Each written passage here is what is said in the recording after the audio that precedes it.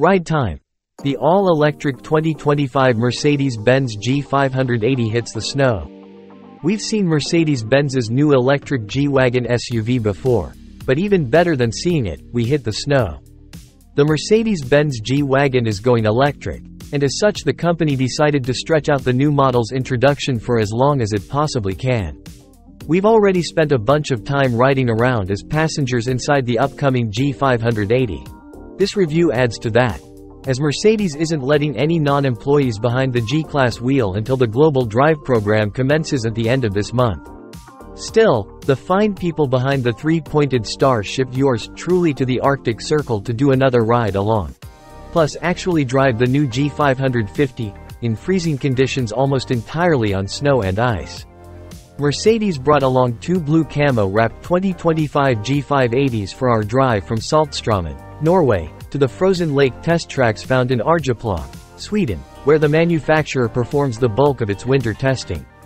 Some engineers drove the two all-electric Gs and two G550s out from Arjeplog to pick me up, along with 3 other journalists.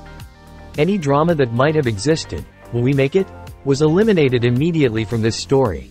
One of the G580s was an older test mule, and the other was a much more recent version. The software was identical between the two vehicles, as was the bulk of the hardware, but the older one had been through a couple 100,000 more kilometers of testing than the new one. Also, one had the traditional round spare tire cover hanging off its rear, while the other had the "I don't like the way it looks" squircle carrier that can be used to store charging cables. Personally, not a fan. The electric challenge. As Mercedes has stated previously, the big challenge in developing the new electric G-Wagon was stuffing all the electric stuff into the SUV's existing dimensions without altering a thing, including keeping the G's ladder frame. According to the engineers, this was quite difficult.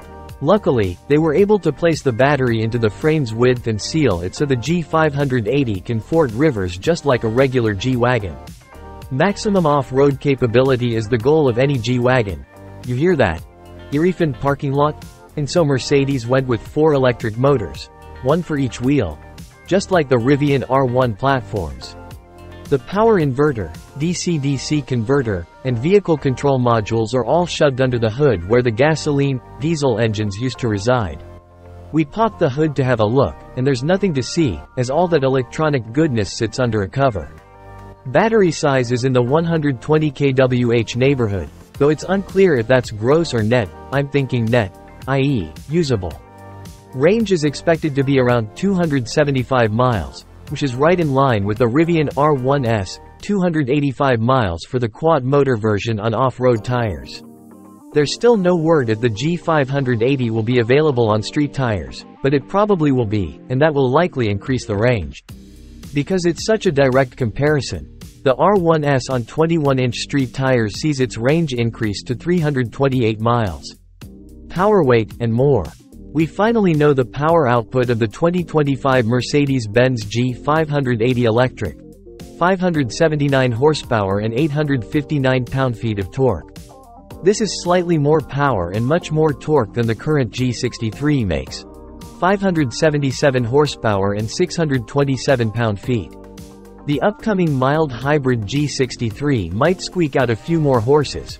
We don't have the official output, but the twin-turbo V8 still makes 577 horsepower, though there's another 20 horsepower from the hybrid motor.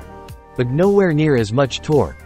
627 pound-feet plus 148 pound-feet from the motor. Though remember, the combined torque output for hybrids is never a simple sum of two numbers. All the above means the G580 will probably be quicker in a straight line than the G63, though the EV will weigh more than the internal combustion AMG SUV, an estimated 5,800 pounds for the upcoming G63 versus approximately 6,600 for the G580. The dual-motor Tesla Cybertruck weighs 6,660, FYI.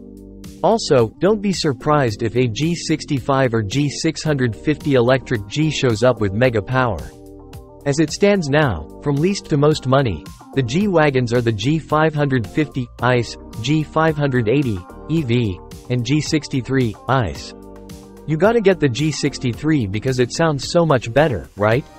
Not so fast. The G580 has a switchable feature called G-Roar, which is literally the G63's engine and exhaust note piped in rather convincingly via the Burmester sound system. It truly sounds just like a side-piped AMG G-Wagon. Best of all, you can switch it off completely and drive in relative silence. Relative because the 4 electric motors do make noise. This should come as no surprise, but the 2025 Mercedes G580 with G-Roar turned off sounds a bit like the quad-motor Rivian R1 vehicles. On the road, from the passenger seat, nothing occurs to suggest you're in anything other than a G-Wagon. The G580 is fully familiar in terms of what we've come to know with the W463 Generation G Mercedes introduced in 2019. More details. Speaking of chassis codes, enough has changed with all the 2025 gigaseconds that they're now referred to internally as W465.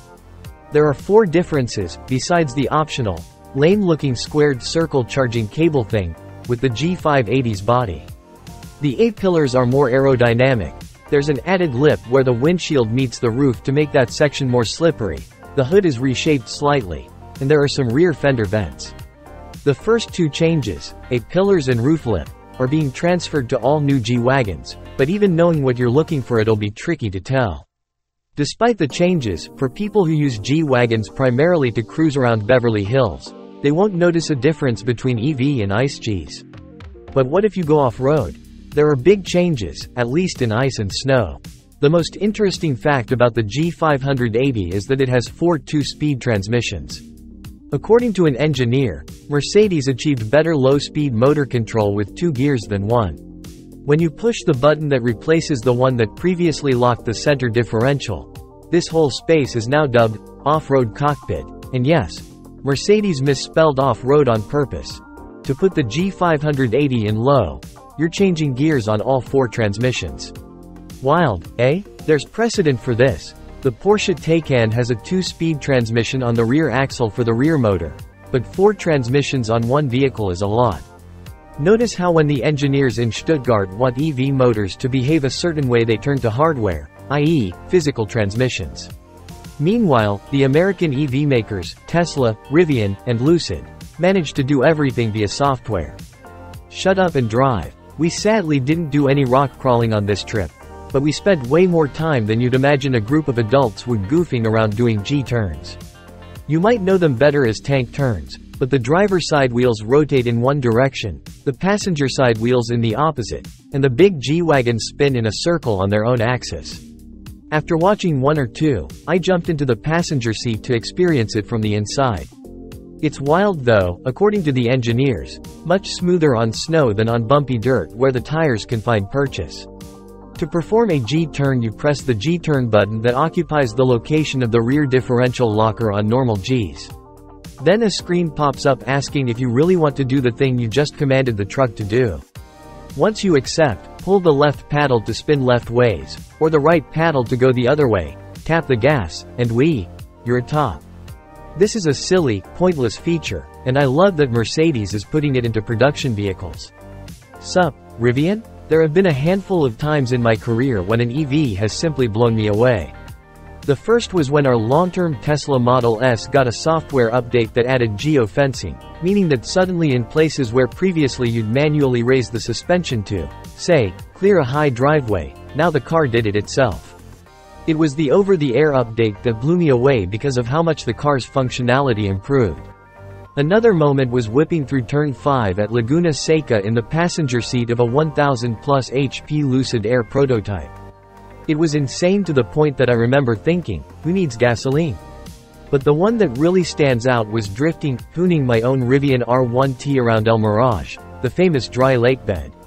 I've slid plenty of cars around on dry lakes before, but never with so much control. We happened to have another pretty good off-roader with this, the then brand new Range Rover with the twin-turbo BMW V-8, and it felt sloppy drunk. Randomly, the day after the Dry Lake Drift Fest, I found myself on a call with 6 Rivian engineers. Why was the truck so good? I asked. They explained the real advantage of 4 motors is the computer knows what surface the vehicle is on. Huh? See, if said computer is sending X amount of energy to a given wheel, Then based on each wheel's rotational speed the computer knows exactly what sort of surface it's on. If X amount of power sent results in Y rotation, that means sand, or asphalt, or mud, or grass, or snow, whatever. Up to about 15 degrees of yaw, too. In other words, the Rivian knew it was doing 80 mph power slides on packed sand. Amazing. The G580 blew me away just as much, only this time it was on ice. On the Arjeplog test track there's a massive ice donut. I'd guess it's about 1,500 feet in diameter, large enough that there's a second, smaller frozen donut to drive inside of it. The inner half of the big donut is polished ice, a surface where if you don't have studded tires, you have no traction. I confirmed this when I tried to drift the gas-powered G550 around the outer half and sometimes slid onto the polished part. At that point I was just along for the ride. Not so in the G580. Sadly, regrettably, I wasn't allowed to drive it, but from the passenger seat I sat and watched, eyes bugging out of my head, as the engineer steered the 4-motor G at 62 miles per hour on ice. In other words, on regular off-road tires he was in control of the vehicle on the slickest surface. Like the Rivian, the computer knew it was on ice.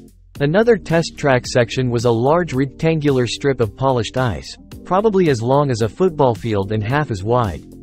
A different engineer in a different electric G-Wagon drove across it, weaving back and forth, effectively drawing a meandering S-pattern as he went, like a sidewinder across the sand. Then he turned around, turned the traction, stability control off, and drove back over the same S-pattern. I made him do it again a few times because I couldn't believe it. He commented that it's so easy to perform, even Lieschen Muller could do it. Lieschen Muller is Austrian slang for your average Joe. The point is, on ice, the G580 has a huge safety advantage over other vehicles, even other Gs. What else? There's a third button in the off-road cockpit that Mercedes is staying mum about, claiming it wants to save something for the actual vehicle launch. It's the button that in conventional Gs activates the front locker. I'm educated guessing here, but I believe it turns on some sort of tight turn mode. If you think about the fun yet pointless G-turn, the same functionality could be used to spin the G580's wheels more slowly in different directions. This would allow the G580 to make it around a corner or an obstacle without having to bother with multi-point turns. Similar technology, where the inside rear wheel would lock during a turn, has been around on other off-roaders for years. The 200 series Toyota Land Cruiser has it, for example.